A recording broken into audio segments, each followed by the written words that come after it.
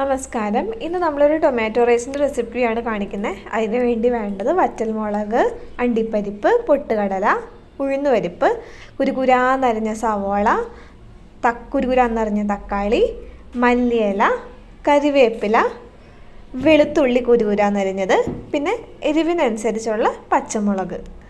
എന്ത് അരിയാണ് നമ്മൾ ടൊമാറ്റോ റൈസിന് ഉദ്ദേശിക്കുന്നത് ആ അരി തിളപ്പിക്കുക, നല്ലോണം വേവിച്ചെടുക്കുക. വേവിച്ച് നമ്മൾ അത് ഓൾമോസ്റ്റ് ഒരു വേവായി കഴിയുമ്പോഴത്തേക്കും ഊറ്റി ആറാൻ വേണ്ടി വെക്കണം. ഒരുപാട് വെന്ത് കുഴഞ്ഞു പോകരുത്.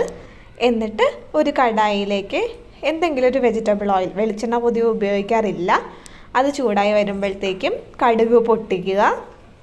മീഡിയം ടു ലോ ഫ്ലെയിമിലിട്ട് ആണ് നമ്മൾ കുക്ക് ചെയ്തെടുക്കുന്നത്. കടുക് പൊട്ടിച്ച് കഴിയുമ്പോഴത്തേക്കും നമ്മൾ ആദ്യം എടുത്ത് വെച്ചേക്കുന്ന നട്ട്സിൻ്റെ മിക്സ്ചർ അതിനകത്തേക്ക് ആഡ് ചെയ്ത് കൊടുത്തിട്ട് ഈ പറഞ്ഞ പോലെ മീഡിയം ടു ലോ ഫ്ലെയിമിൽ വെച്ച് അതൊന്ന് ജസ്റ്റ് ഒന്ന് ക്രിസ്പി ആക്കാൻ വേണ്ടി ഒന്ന് വഴറ്റി കൊടുക്കുക. അധികം ചൂടാക്കരുത്, കരിഞ്ഞു പോവും. കരിഞ്ഞു പോയാൽ ഒരു സ്വാദ് ഉണ്ടാവില്ല, ഒരു ദുസ്വാദ് വരികയും ചെയ്യും. അപ്പോൾ അതിന് മുന്നേ ഇത് ആഡ് ചെയ്ത് കൊടുക്കുക. എന്നിട്ടൊരു വഴറ്റിക്കൊണ്ടിരിക്കുക. എന്നിട്ടൊരു ഇച്ചിരി ചെറും ജീരകം, അധികം വേണ്ട, ജസ്റ്റ് ആ ഒരു സ്വാദിന് വേണ്ടിയിട്ട് ഇത്തിരി ചെറു ജീരകം ആഡ് ചെയ്ത് കൊടുക്കുക.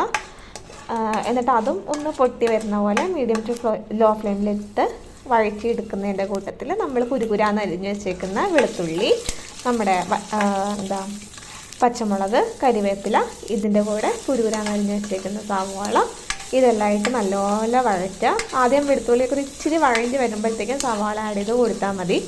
സവാള പെട്ടെന്ന് വഴഞ്ഞ് കിട്ടും. അത് ഓൾമോസ്റ്റ് ഒരു 70% വഴഞ്ഞ് കഴിയുമ്പോഴത്തേക്കും നമ്മുടെ തക്കാളി ആഡ് ചെയ്ത് കൊടുക്കുക. ഇതും കൂടി ആഡ് ചെയ്ത് കൊടുത്തു കഴിഞ്ഞാൽ നല്ലപോലെ വഴറ്റിയെടുക്കുക.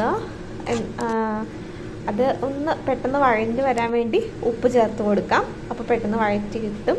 ഒരു മീഡിയം ഫ്ലെയിമിലൊക്കെ വെച്ച് ഇതിൻ്റെ കൂട്ടത്തിൽ മഞ്ഞൾപ്പൊടിയും മുളക് പൊടിയും ആവശ്യത്തിന് ആഡ് ചെയ്ത് കൊടുക്കുക. എന്നിട്ട് അതും വഴറ്റുക. നല്ലപോലെ വഴറ്റി വരുമ്പോഴത്തേക്കും ചിലരൊരു ഇത്തിരി നുള്ള് പഞ്ചസാര ചേർക്കാറുണ്ട്, ഞാൻ ചേർക്കുന്നില്ല. എന്നിട്ട് ഒരിത്തിരി ചൂടുവെള്ളം നല്ലോണം വഴറ്റി കിട്ടാൻ വേണ്ടി ചൂടുവെള്ളം ആഡ് ചെയ്ത് കൊടുക്കുക. ഒരു മാഷ്ഡ് ഫോമിലായി വരുമ്പോഴത്തേക്കും നമ്മൾ വേവിച്ച് വെച്ചേക്കുന്ന അരി, അത് എന്തരിയാണെങ്കിലും ഞാൻ നോർമൽ മട്ട അരിയാണ് ഉപയോഗിച്ചത്. ചിലർ പൊന്നിയരിയും ചിലർ ബസ്മതിയൊക്കെ യൂസ് ചെയ്യും. മട്ട അരിയും ആരോഗ്യത്തിന് അതാണ് കൂടുതൽ നല്ലതെന്ന് പറയുന്ന കാരണം ഞാൻ കൂടുതലും മട്ടയാണ് യൂസ് ചെയ്യുന്നത്.